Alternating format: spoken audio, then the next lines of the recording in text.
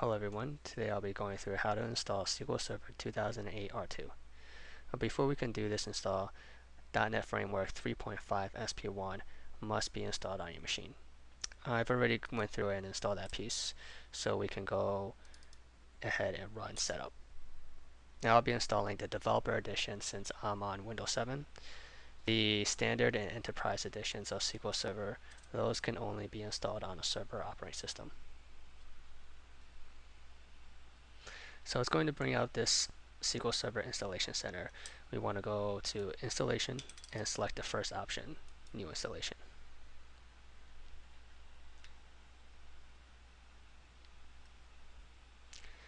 Make sure that your setup support rules pass and that you don't have any errors. Click OK.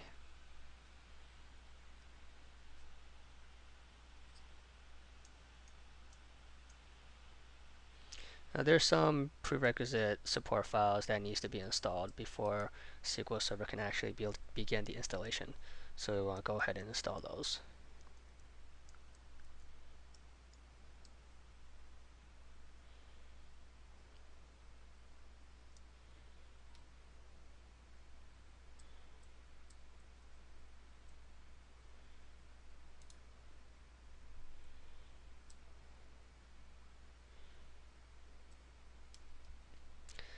So make sure that in the setup support rules that you also get no errors here.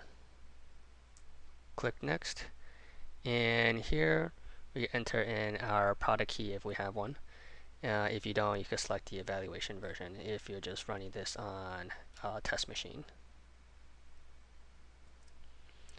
Accept the license terms. Click Next. And we want to select the first option, SQL Server Feature Installation.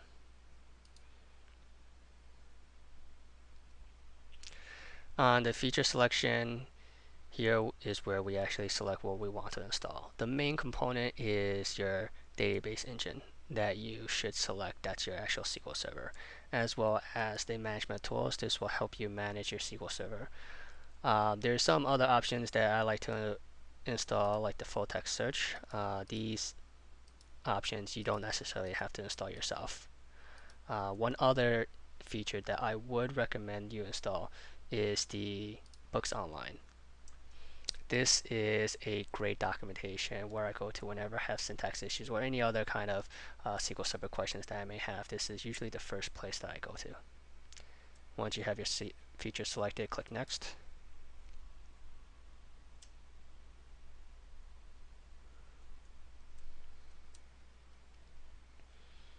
And make sure you have no failures in your installation rule check. In the instance configuration, for SQL Server instances, you have two options, either the default instance or the name instance. On each machine, you can only have one default instance, but you could have multiple name instances. Since this is the first time we're installing SQL Server on this machine, both options are available to us. I'm going to just go ahead and leave it as the default instance and click Next.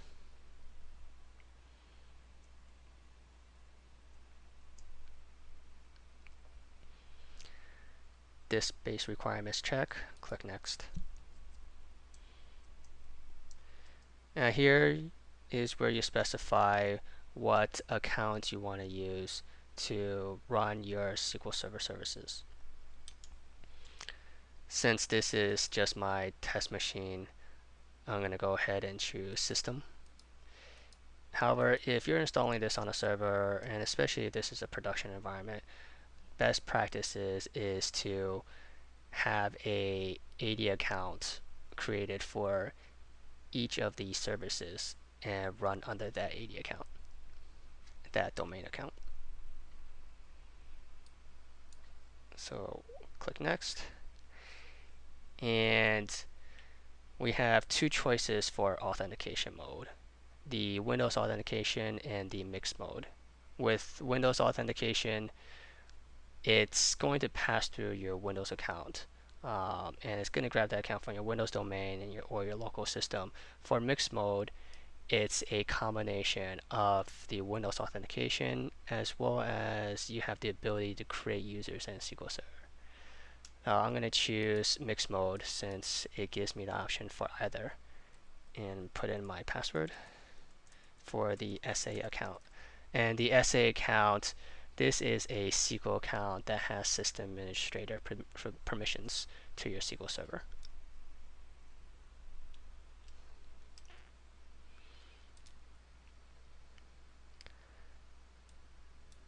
And I'm going to go ahead and add myself as a sysadmin. On the other tabs on top, you could specify where you want your database files and log files to go, as well as your temporary MDF and temporary LDF files, and also your default backup directory. I'm just gonna leave this as the default and click next. Click next. Make sure that the installation configuration rules pass, and now it's ready to install. We click next and install. Now this installation usually takes approximately 10 to maybe 20 minutes, so I'm going to pause the video and resume once that is completed. Okay, the installation completed successfully. We could close this out. We could also close out the installation center. We won't need this anymore.